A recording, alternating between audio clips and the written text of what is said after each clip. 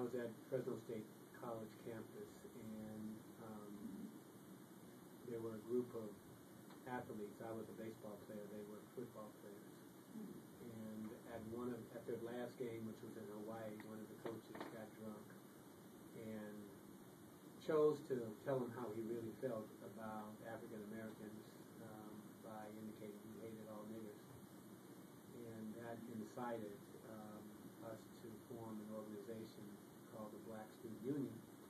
And I was the first president of the Black Student Union. And I got involved in politics because outside of politics, the only power you have is the power to disrupt, to annoy, something along those lines, but you don't have the power to change.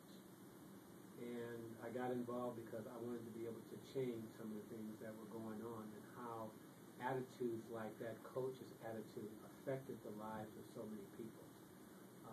And so my involvement was for the whole purpose of being able to change the situation. And you have to understand, in 1966, even though that was a long, long time ago, we still dealt with a lot of racist attitudes and a lot of racist policies that were still on the books and still practiced.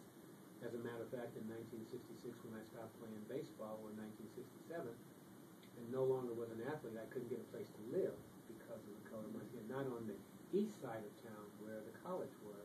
I could only get a place to live on the west side of town where only the African Americans and Latinos lived. So obviously it was important to me to make some changes, and the avenue for changing was through organization.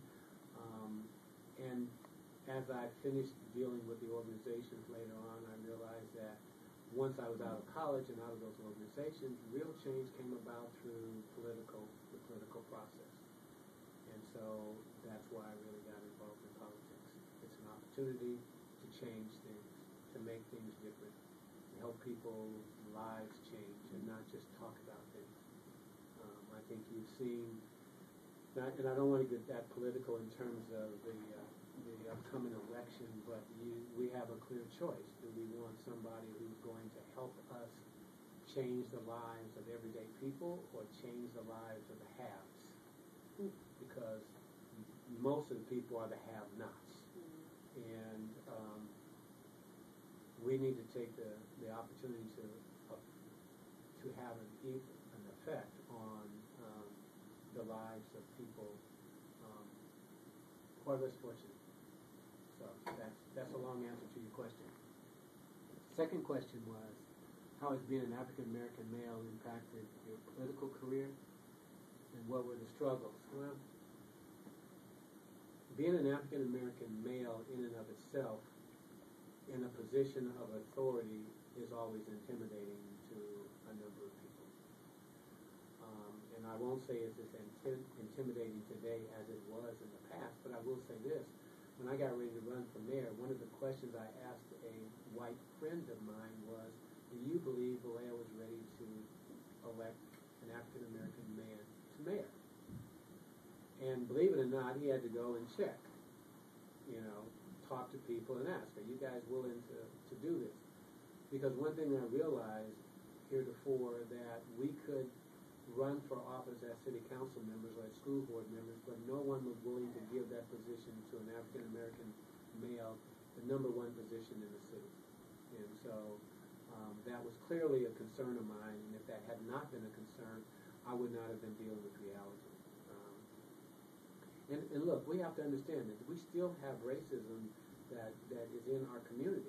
However, the good news is it's not as prevalent as it used to be, and more people are not looking at race anymore. More and more people are looking at the person. I think that was demonstrated by my election. Obviously, I couldn't be elected by just minority community in the city because they don't vote. So obviously the community made a decision that they chose the best person irrespective of color. But that's not to say that it wasn't more difficult because of my color. That's a totally different situation. A couple of examples are that when I was, some time ago, when I was a member of the Board of Supervisors before you guys were born, in the early 70s, or late 70s that is, I got appointed by the governor to the Board of Supervisors for Solano County, first African American to be appointed or to serve on that board. And the bottom line is there still have not been any other African Americans to serve on that board since I left in 1993. But at any rate, I was appointed, I served for 2 years, I had to run for office. And this is what tells the tale. Having served for 2 years, having done what I consider a remarkable job, and having others say that I had done a remarkable job, including those that I served with. There were a couple of, obviously we had older white males, and they themselves, although they thought that I was going to be a problem when I came on the board because they looked at me, they saw the afro, they saw the bell-bottom pants, and so on, and so he's going to be one of those minority candidates or supervisors who only talk about minority issues. And they realized that I was more than that. I ended up getting their support. As a matter of fact, we remain friends to this day, and they were some pretty conservative people. But in that process, when I got ready to run for office, I had to spend over $100,000 to be elected. Now, why is that important? Because my opponent was a white male whose name was well known in this community. He was a reporter for the newspaper, a good man, by the way, a real good man. His campaign slogan was, "I don't know anything about being a supervisor. I think Osby's doing a great job, but I want a chance to try." And he was honest about it. Well, the point is, he spent less than $1,000, and I only won by 242 votes. The point is that I had to spend all that money in order to get a seat when, in fact, had I been a white male, I don't think, one, I would have had the opposition, and two, I certainly wouldn't have only won by 242 votes out of a total of 10,000 votes at that time.